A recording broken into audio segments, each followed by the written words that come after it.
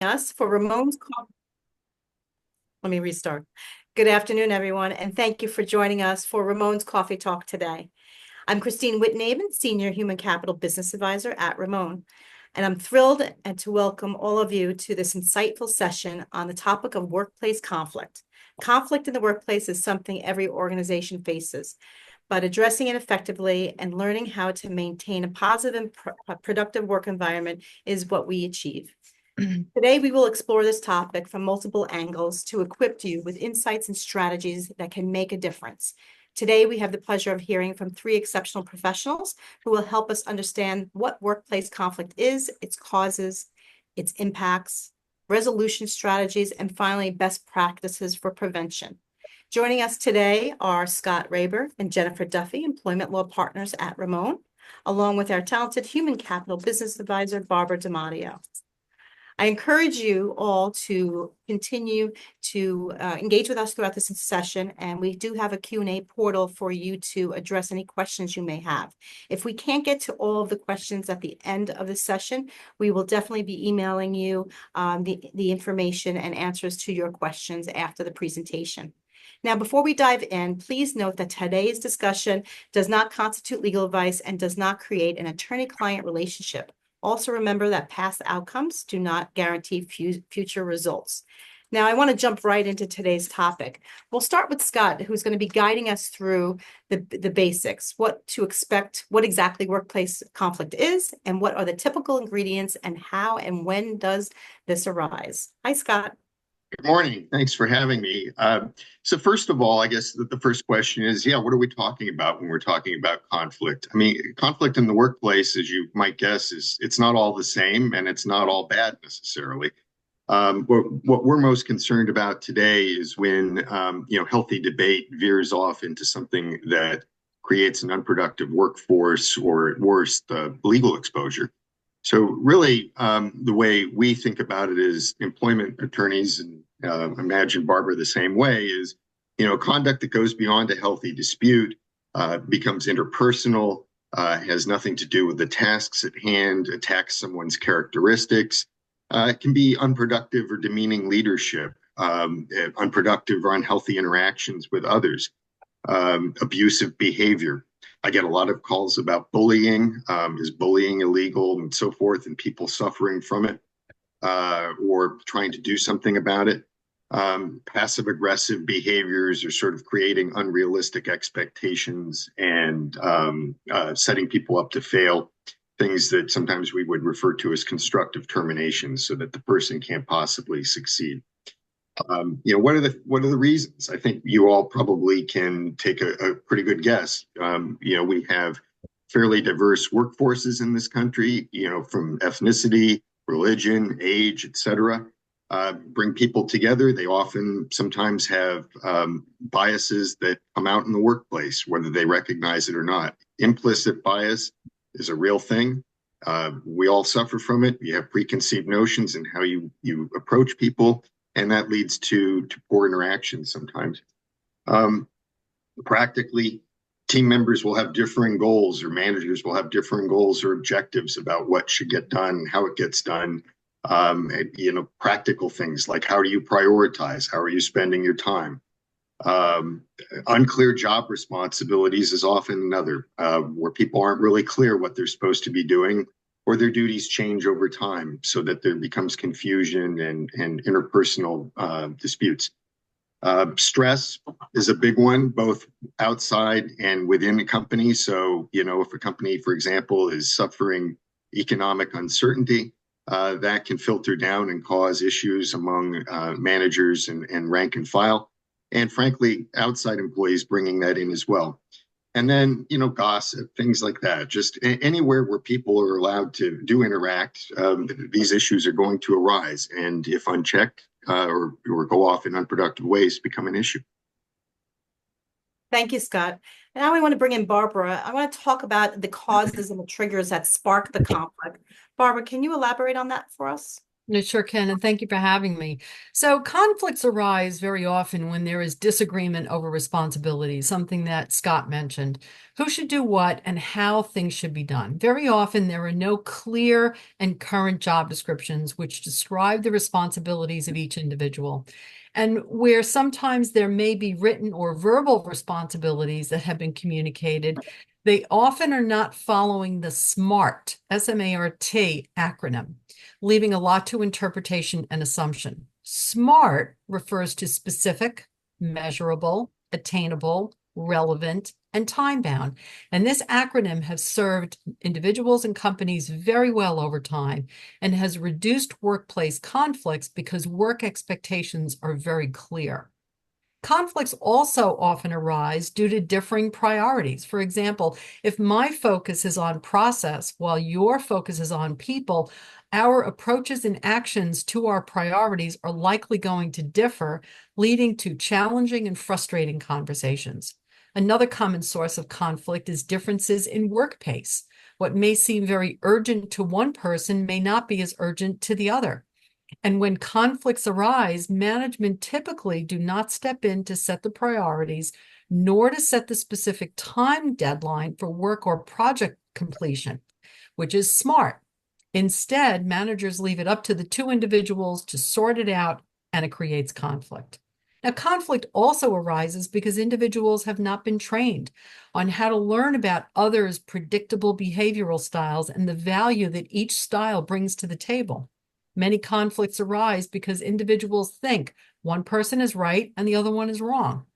Instead, if coworkers were able to really see that we bring our own valuable perspectives to the situations and we appreciate and value those differing perspectives, we can create more meaningful outcomes in our work. A valuable and insightful tool I use in my management and executive coaching and leadership training is DISC, which helps us identify the predictable behaviors of other people's styles, and then we learn why and how to adapt our conversation for better communication. Conflicts also arise when people misinterpret others' intentions. This often comes down to making assumptions, quote unquote. We all know the pitfalls of that word assume. And when one assumes, it leads to us finishing others people's conversations and sentences without giving them a chance to fully express themselves. When one assumes, the SMART expectations that I talked about before are not defined, leaving individuals to believe that the parties are on the same page with respect to what will get done and when. And often assumptions are rooted in the belief that others view the world in the same way that we do, which is rarely the case. Lastly, individuals do not listen, really listen to one another. We tend not to listen with the intent to understand. And our bodies actually tell us to listen twice as long as we speak. That's why we have two ears and one mouth. And if individuals in conflict were able to listen, clarify, and confirm what the other said to ensure a comprehensive and complete understanding, it can tend to eliminate the word assume and lead to less conflicts. Thank you, Barbara. I want to bring Jen into the discussion so we can start looking at what creates workplace conflict. Jen, can you provide us with some examples of the situations that do create that conflict? Sure. Good morning, everyone. Thank you for attending. So what I want to talk about is some of the issues that happen with ongoing conflict in the workplace. The first is decreased productivity by employees. They are either, on one hand, overwhelmed and can't work as productively, or they choose not to work productively. But either way, you have a decreased productivity. You also can see increased absenteeism. This is avoidance of the conflicts at work. It is easier to stay home and ignore than be at the office. And this has an adverse impact on everyone else who needs to pick up the slack. Another issue with ongoing conflict in the workplace is workers' compensation and disability claims for stress-related illnesses. So most employers are not aware that there can be workers' comp stress claims. Most employers think that they are just physical injuries. trips and falls, a hand caught in a machine, those kinds of things. But there is a whole area of workers' comp, especially in California, that deals with stress claims, and conflict at work can very much impact people's anxiety and stress. The next issue that happens with ongoing conflict is high turnover. People do not stay in a high conflict workplace. Some do, but there's usually high turnover. And if you see that happening in your workplace, it's time to figure out why. This is a tremendous cost to employers each year to have to seek out, hire, and train new people over and over again. The next issue that I see is substance abuse. Now, most of the time, we don't see this because the employee is doing it outside of work, but that can then affect productivity and attendance. So there's a cycle going on. And I've also seen many times people who are in a workplace where they are not comfortable drinking at lunch or coming back after work and doing a little bit more work after they've had a couple drinks. And those are indicators of some pretty serious issues. And then the last issue that I see with ongoing conflict, in addition to the fact that it takes so much of HR's time in dealing with conflict, is the horrible consequence of workplace violence. Sometimes conflict at work does lead to workplace violence, including murders. And this is horrific. Obviously, that's an extreme reaction, but we are well aware that it happens. So that in general are the 6 topics of what I generally see with ongoing conflict in the workplace.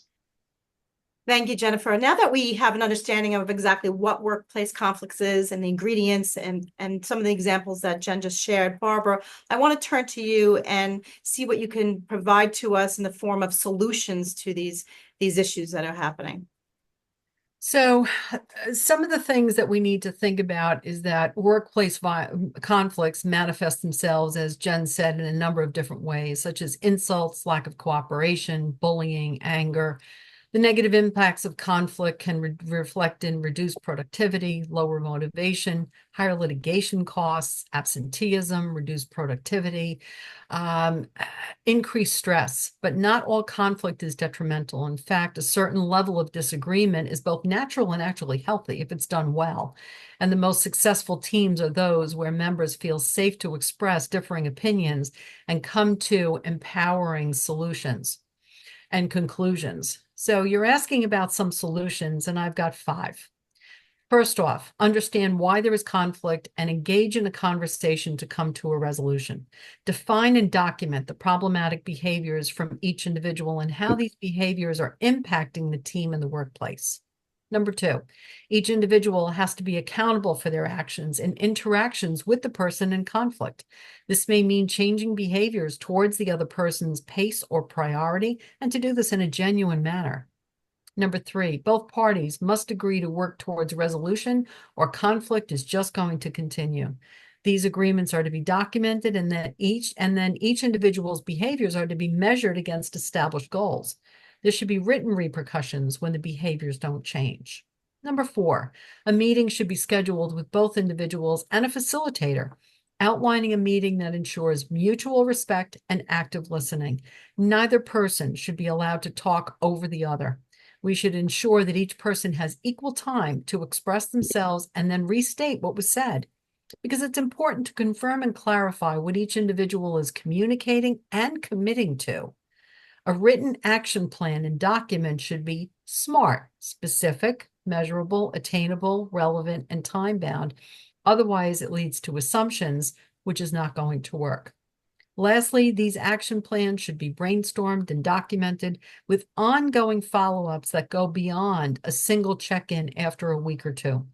It's important to assess how both individuals are working together, ongoing, to achieve better results, and measure and document the change in behaviors, the results, and have follow-up meetings individually and together to discuss accomplishments, wins, and to address additional continued challenges. Thank you, Barbara. We certainly see the implications that workplace conflict has on the organization. But Scott, I want to bring you in to talk about and highlight some of that, the human resource aspects and legal implications that workplace conflict can cause. Can you elaborate on that for us? Yeah, I mean, I think Barbara and Jen have touched on this a bit, but really, from my perspective and Jen's perspective, when a problem lands on our desk, the issue is, when does workplace conflict become a legal problem? And it may sound rather basic, but it's often when it hasn't been addressed early or it's been ignored or, not dealt with properly. And sometimes it's incumbent on managers to recognize that and surface the issue to HR or someone else.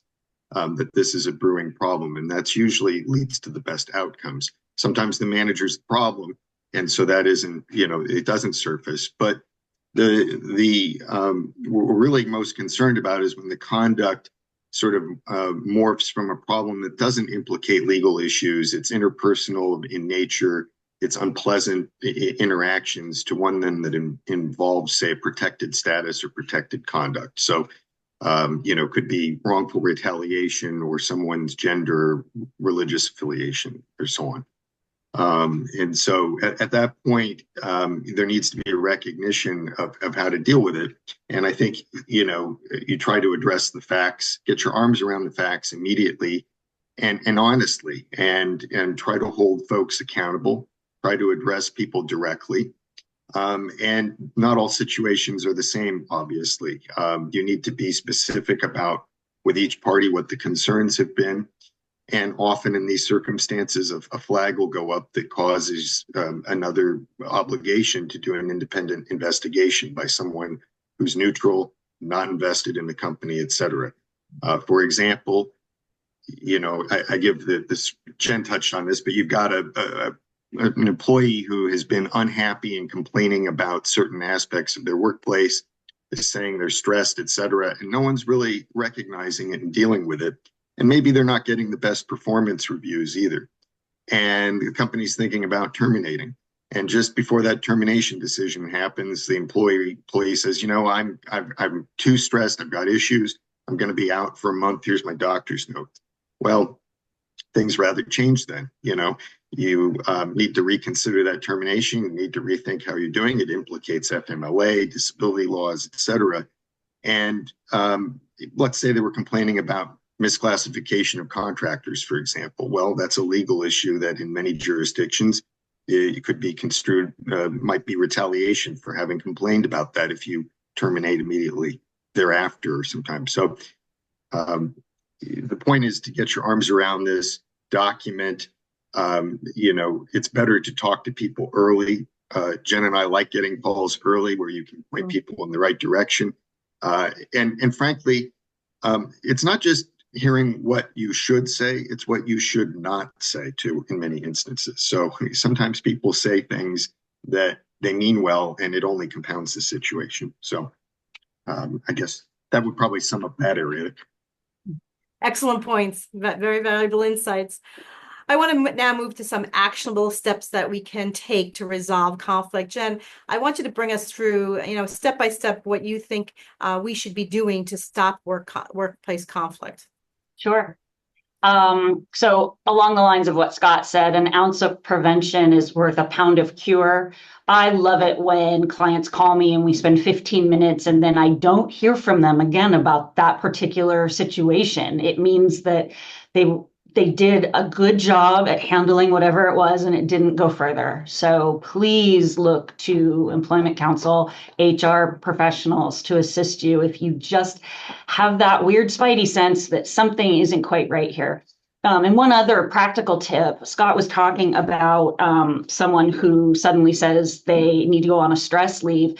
I advise clients, and again, this isn't legal advice, but I advise clients that if you've made a decision to terminate someone, but you're going to wait to implement it for whatever reason, document that in an email between management so that you have a timestamp on when the decision was made. And so you can point back to that.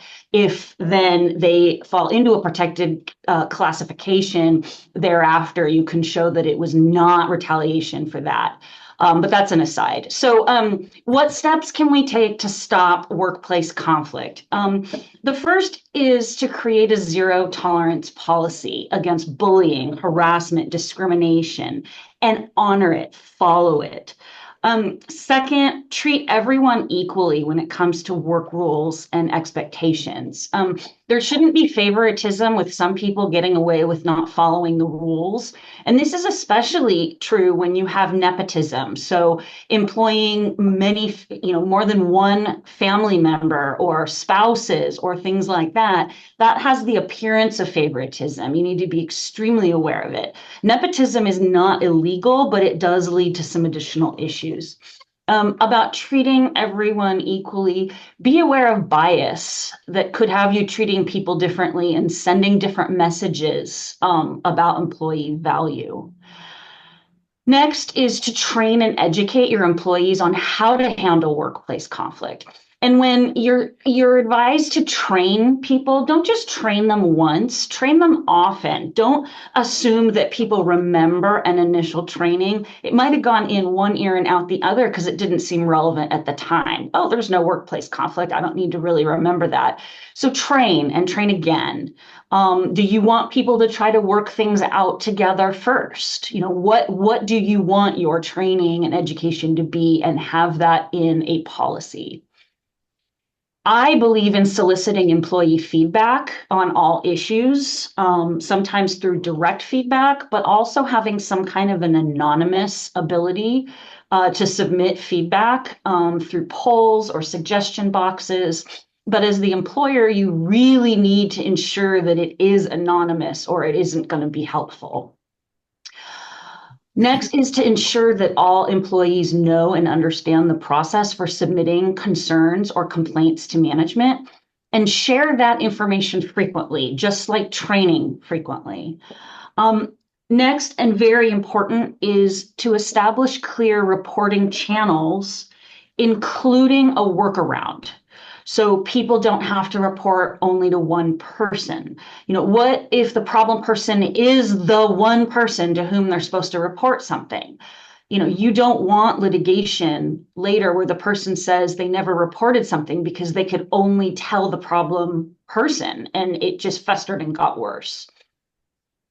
Next is to train and educate all managers at all levels about how to handle a complaint. Complaints don't always come in a neat little box. I have a complaint of ongoing workplace conflict. They can come in as, I'm really not having a good relationship with this person and it's ongoing and I don't know what to do. That could be a complaint. In fact, it is. And managers need to know how to see it and what to do about it. And often it comes up that people say they don't want it to go higher. They just want to tell that manager. Well, it has to go higher. So this is where training managers comes in. The most important step you can take to stop workplace conflict, if you do none of these other things, which you should do, is to act quickly when a complaint or concern is raised. Investigate. When very early on in my career, ages ago, I had a client who called me and said a female employee is complaining that a male employee is sexually harassing her. And I went in and did the investigation. We did it right away. And the gentleman had no idea that what he was doing was being perceived as it was. And he did not intend that at all. And we were able to nip that in the bud right away because the employer decided to act quickly. And that relationship was repaired and moved on as fine. Consider whether to bring in outside investigators or to do it yourself. And protect whistleblowers against retaliation. You want people to report problems.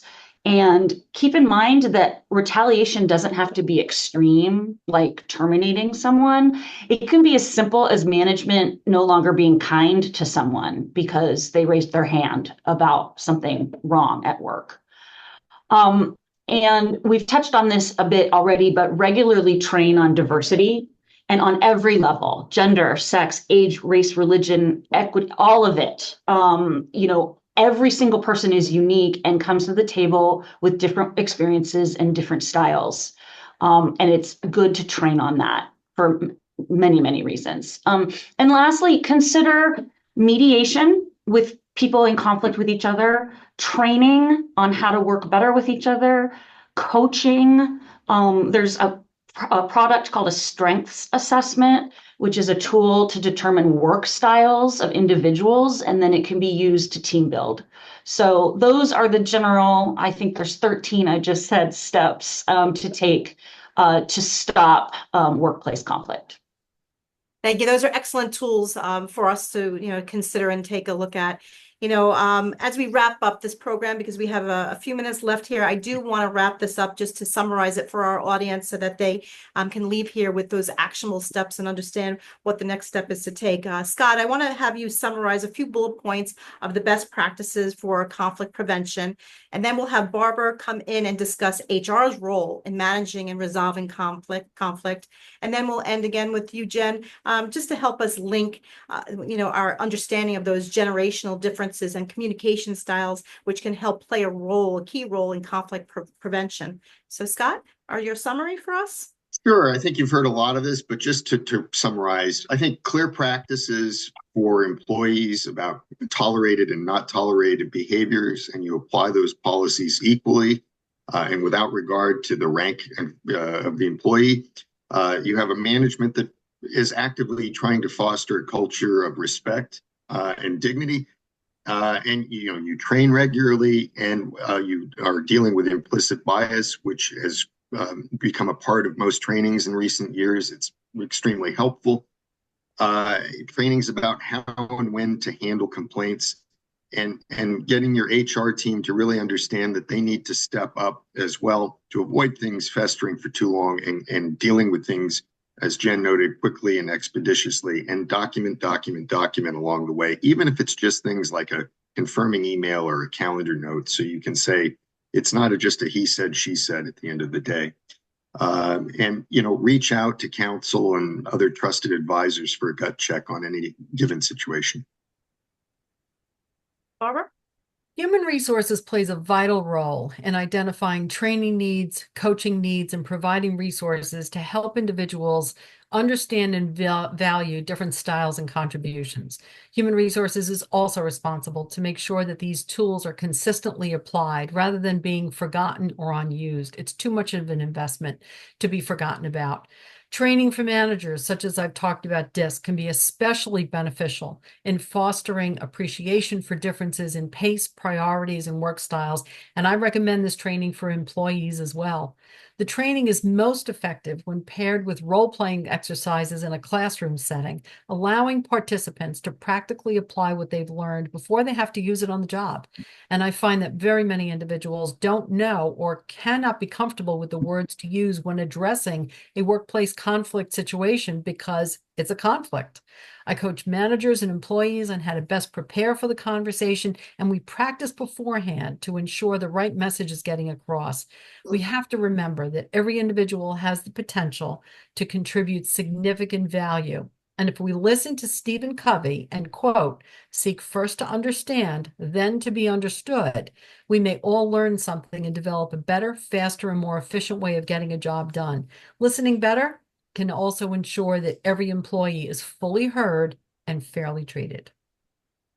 Thank you, Barbara. Jen, I want to fit in the generational differences because I think that's an important aspect of what we're talking about here today. So I'm going to have you take it from here. Sure. And I could speak forever on this topic, but the society has broken us into generations, and a lot of the generations are broken down based on key events. Like 9/11 was a clear delineation. Some people remember it and some people don't. These are the generations today. Obviously, there are people older than 96, but the silent generation is your Harolds and Doloreses. They are not really in the workforce anymore. The baby boomers are 60 to 78 years old. And they are focusing on holding on to their senior positions at work. Their leadership style is a dictator mentality. That's not bad. It just is. The person in charge and everyone else needs to listen. They likely get their news from television and print rather than online.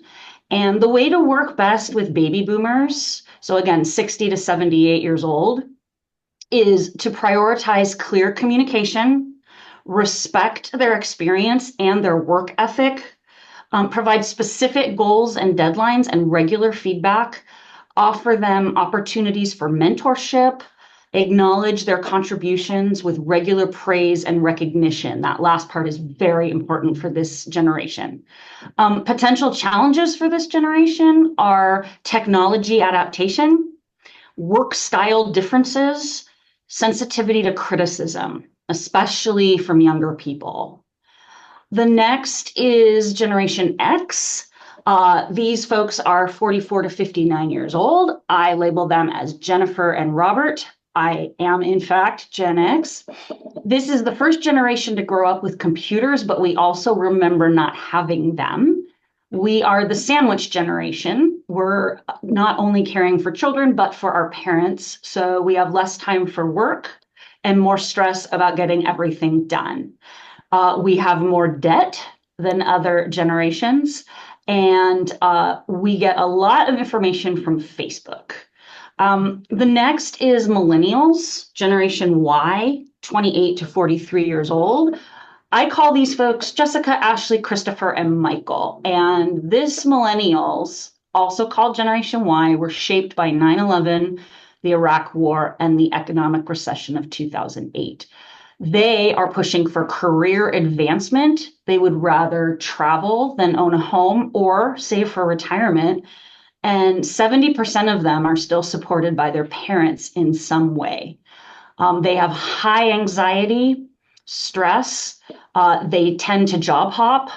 They prefer a strong work-life balance, and more than half of them believe that remote work is fine and in-office work is not necessary. They are going to be focusing on teamwork and emergent leadership instead of a dictator mentality. And I'll try to keep this as short as I can, but for the millennials, you want to prioritize open communication, digital engagement, collaborative approaches. The challenge with millennials is a potential lack of respect for older workers. And then the last generation that's in the workforce, at least, is Generation Z, Gen Z, Emily and Jacob. And they have no memory of 9/11. They're the first generation to be totally immersed in the world of the internet. They're exceptional at computers, apps, and programs. They're resilient, having endured schooling during COVID, and they're idealists who are still busy defining themselves. They have a very short attention span, and they are the first generation to get more news from online sources than from print. And with Gen Z, again, 12 to 27 years old, you should prioritize empathy and transparency and shift the focus of information from only people who need to know get this information to open access of information. They are struggling with engagement and being taken seriously.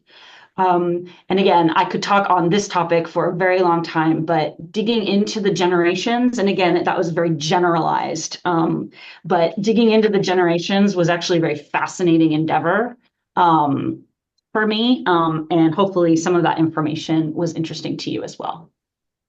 Thank you. Thank you very much. And I'm sorry, everybody, but we are out of time. I want to respect everybody's time. And I appreciate, Scott, Jen, and Barbara for providing all your insights here with us today, and the audience as well for attending today. You'll receive a link actually to the presentation via email, along with any of the materials that we were showing today as well. You will see this link posted to the RamonLaw.com website as well. Our next coffee talk is scheduled for sometime in January 2025, and we do eagerly await your participation in that as well. So thank you so much for taking the time to be with us today, and enjoy the upcoming holiday season. Thank you all. Thank you.